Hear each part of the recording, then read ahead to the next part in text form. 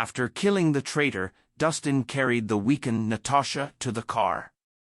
The area where the snake had bitten her had turned black and purple, and as the venom spread through her body, her entire leg turned numb. How troublesome. Dustin inspected the wound, his expression turning grave. He could have treated her easily if this was any regular snake venom. However, this venom was particularly potent. Since Dustin lacked his medicinal herbs and acupuncture needles, he had nothing at his disposal but his skills. It would be difficult for him to treat the wound. It seemed the only option left was to suck the venom out. "Roth Harmon, give me a hand," Dustin hollered. "I'm Ruth." "Ruth Harmon." Ruth corrected him, quickly getting into the car. She asked, "What do you need me to do?" "Take off your sister's pants," he directed. "Hey! What are you trying to do? You better not play around." Ruth sounded like she was speaking to a pervert. "Your sister has been poisoned with a potent venom. I have to suck it out," Dustin explained. "What?"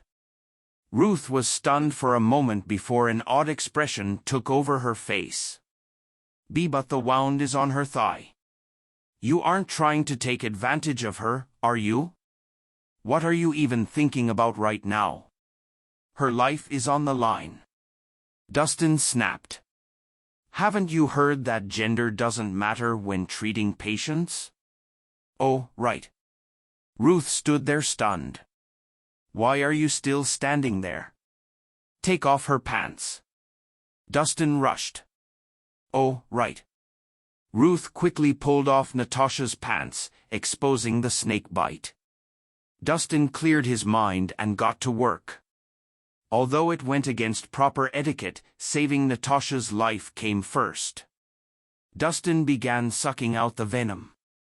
A moment later, he spat out a mouthful of dark blood and returned his mouth to the wound without hesitation. Slowly, Natasha regained consciousness.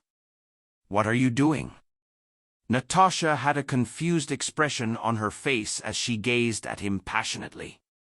"Sucking out the snake venom," Dustin said, keeping his tone calm. "Are you done?" Natasha asked softly. "Almost," he answered truthfully. Natasha bit her lip as she frowned, her every gesture alluring. Dustin gulped and lowered his head again. Dustin finally stopped after some time when the wound had lost its dark purplish bruising. "Is it over?" Natasha asked with a resentful look. Dustin cleared his throat and answered awkwardly, "You should be in the clear for now, but there's still some leftover venom in your body. It'll be safer if you visit the hospital." He moved to get up, wanting to leave the car. As he stood up, his vision darkened as he fell into Natasha's arms, unconscious. "Dustin. What's wrong? Don't scare me." Natasha's expression changed. "Sis. The traitor said that anyone who sucks out the venom will die instead." "Is Dustin going to die?" Ruth cried, astonished. "What are you talking about, you idiot? Hurry. Let's get him to the hospital," Natasha ordered. "Okay." Ruth did not hesitate and gave the order. The convoy pulled out of the parking spot immediately. Unbeknownst to them, shortly after they had left, several cars descended the mountain and swarmed the area where their convoy had been. A car door opened, and Edwin Hummer stepped out. Upon seeing the corpses of Tilda and her men, his jaw crocked. "How could this be?" Edwin exclaimed, his eyes wide with disbelief.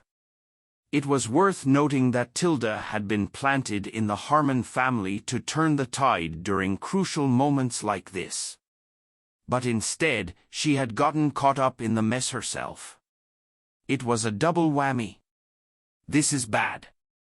Edwin frowned, displeased. Besides the mission failing, he had also lost a valuable line on his enemies.